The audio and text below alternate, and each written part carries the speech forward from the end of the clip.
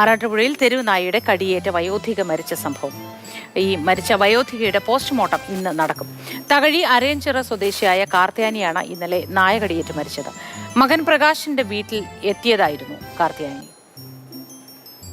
എന്താ പറയുക, തീരെ വയ്യാതെ കിടക്കുകയാണെങ്കിൽ നമുക്ക് ആരെങ്കിലും ഇരിക്കുക, അങ്ങനൊരു ഇതല്ലല്ലോ. വീട്ടിലൊരു അമ്മ അങ്ങനെ നടക്കുന്ന ഒരു മൂന്നാല് പട്ടി ഉണ്ടായിരുന്നു.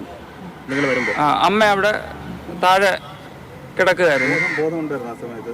അമ്മയ്ക്ക് എനിക്കൊന്നും എനിക്ക് നോക്കാനോ ബോധം അങ്ങനൊന്നും എനിക്ക് പറ്റിയില്ല. ഞാൻ ഇത് കണ്ടിട്ട് ഞാൻ വരിയെടുത്ത് ആശുപത്രിയിൽ പോവുമായിരുന്നു. താടിയലിന് ഇവിടാണ് കടി കിട്ടിയിരിക്കുന്നത്. എനിക്കിത് ഒറ്റ നോട്ടം, ഞാൻ എൻ്റെ അമ്മയല്ലേ, എനിക്ക് എന്ത് പറയാൻ പറ്റും. ഈ നായ്ക്കൾ എങ്ങനെയാണ് അകത്തോട്ട് തേണ്ട നമ്മുടെ വേലി, നമുക്കിപ്പോ ഒരു ഫ്രണ്ട് മാത്രമല്ലേ ഉള്ളൂ. തേണ്ട സാറേ, അവിടെ വേലിയുടെ സൈഡെല്ലാം സൈഡിൽ കൂടെ ഒക്കെയായി ഇത് കയറുന്നത്. അത് തന്നെ രാത്രി ഒരു മനുഷ്യനെ ഈ റോഡിൽ കൂടെ വിടത്തില്ല. പ്രദേശത്ത് തെരുവ് നായ ശല്യം രൂക്ഷമാണെന്ന് നാട്ടുകാർ പറയുന്നു. എന്തുവായി പറയുന്നത്? ശല്യം ഞങ്ങൾക്ക് പുറത്ത് ഇറങ്ങാൻ പറ്റുന്നില്ലെന്ന് പറയുന്നില്ല. പുറത്ത് ഞങ്ങൾക്ക് ഇറങ്ങാൻ പറ്റുന്നില്ല. പട്ടിയുടെ ശല്യം കൊണ്ട് പുറത്തിറങ്ങാൻ ഞാൻ എപ്പോഴും ഒരു 1000 കല്ല് 100 പടിയുമായിട്ടാണ് നടക്കുന്നത്. കാരണം ഇറങ്ങാൻ പറ്റുന്നില്ല. പിന്നീട് വാതക്കല്ലിരുന്ന് പാത്രം കഴിയുന്നവരെ കടിച്ചു തീരുന്നത് പിന്നെന്ത് പറയാനാ?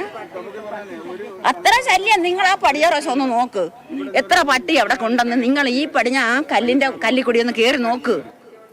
ഇഷ്ടം പോലെ പട്ടിയുടെ ബഹളമാണ് ഇവിടെ.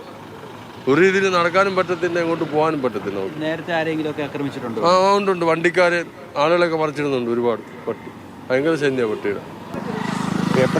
ഈ തെരുവുപട്ടിയുടെ ശല്യം എന്ന് പറയുമ്പോൾ ഭയങ്കര ബുദ്ധിമുട്ടാണ്. കാരണം നമ്മൾ രാത്രി 2 മണിക്കോ 3 മണിക്കൊക്കെ പണിക്ക് പോകാനായിട്ട് വരുമ്പോഴത്തേക്കെന്ന് പറഞ്ഞാൽ ഇത് പരിപൂർണമായിട്ടും നമുക്ക് നടന്നു പോകാനൊക്കത്തില്ല. ഒന്നിലധികം ആളായിട്ട് വന്നാൽ ചിലപ്പോൾ രക്ഷപ്പെടാം, അല്ലാതെ ഒരു കാരണവശാലും നമുക്ക് പോകാനൊക്കത്തില്ല. കാരണം ഇവിടെ ഈ നീളത്തിന് തീരപ്രദേശത്ത് മൊത്തം നമ്മൾ ഈ അരട്ട പഞ്ചായത്തിൽ എന്ന് പറയുമ്പോൾ ഈ 6ാം വാർഡിലെന്ന് പറയുമ്പോൾ ശരിക്ക് ബുദ്ധിമുട്ട് തന്നെ. തൃക്കുന്നപ്പോഴുള്ളൊരു പയ്യനാണ് പണിയും കഴിഞ്ഞ് വന്നപ്പോഴത്തേക്ക് കടിച്ച് പിടിച്ചിട്ട് പട്ടിയെ കൊന്നതിന് ശേഷമാണ് വിരൽ എടുത്തത്. വിവരങ്ങളുമായി രഘുനാഥ് നാരായൺ ചേരുന്നു. Raghu, good morning. തെരുവുനായ ശല്യം പല സ്ഥലങ്ങളിലും രൂക്ഷമാണ്. പ്രത്യേകിച്ചും പുലർച്ചെയൊക്കെ നടക്കാൻ ഇറങ്ങുന്നവർ, അവർക്കൊക്കെയാണ് ഏറെ ഇത്തരത്തിൽ ബുദ്ധിമുട്ട് അനുഭവിക്കേണ്ടി വരുന്നത്. നമ്മളോട് ആ പ്രായമായ അമ്മ തന്നെ പറയുന്നത് കേൾക്കാം.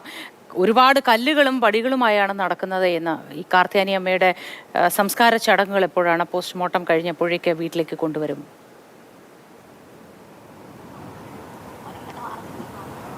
മോദി, തെരുവുനായ ശല്യം എല്ലായിടത്തും ഉണ്ട്. പ്രത്യേകിച്ച് തീരമേഖലയിൽ കുറച്ചത് കൂടുതലാണ്. കാരണം നമുക്കറിയാവുന്നതുപോലെ തന്നെ തീരമേഖല വിശാലമാണ്.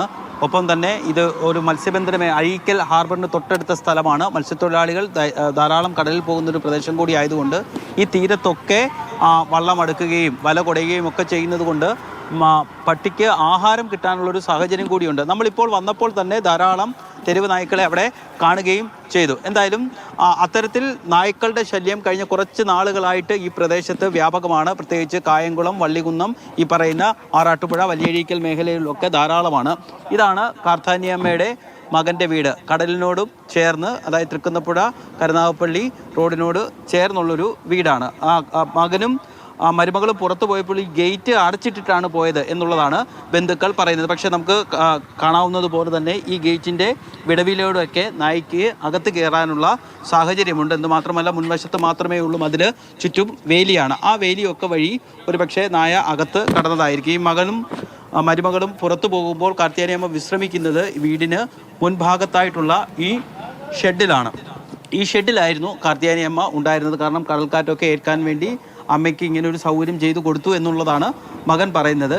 ഇവിടെ വെച്ചാണ് അമ്മയെ നായ കടിക്കുന്നത്. ഇവിടെ ചോരപ്പാടൊക്കെ നമുക്ക് കാണാൻ വേണ്ടി സാധിക്കും. പക്ഷേ ഈ തൊട്ടടുത്ത് റോഡും തൊട്ടപ്പുറത്ത് മാറി കടയും ഒക്കെ ഉണ്ട്. എന്ന് മാത്രമല്ല, ഈ വീട്ടിലൊരു നായയും പട്ടിയും ഉണ്ട് താനും. പക്ഷേ അപ്പോഴും വലിയ രീതിയിലുള്ളൊരു ബഹളം കേട്ടില്ല എന്നുള്ളതാണ് നാട്ടുകാർ പറയുന്നത്. എന്ന് മാത്രമല്ല, ഈ വീട്ടുകാർ പുറത്ത് നാട്ടുകാരുമൊക്കെ ആയിട്ട് അത്ര വലിയ സഹകരണമില്ല. അതുകൊണ്ട് തന്നെ അവിടെ എന്തെങ്കിലും നടക്കട്ടെ എന്നുള്ളൊരു ചിന്തയും നാട്ടുകാർക്കുണ്ടായി കാണും. എന്തായാലും മകനും മരുമകളും തിരിച്ചു വന്നപ്പോഴാണ് അമ്മ ഇവിടെ ചോരയിൽ കുളിച്ച് കിടക്കുന്നത് കണ്ടത്. ഉടൻ തന്നെ വണ്ടാനം മെഡിക്കൽ കോളേജ് ആശുപത്രിയിലേക്ക് കൊണ്ടുപോയി. പക്ഷേ അപ്പോഴേക്കും മരിച്ചിരുന്നു.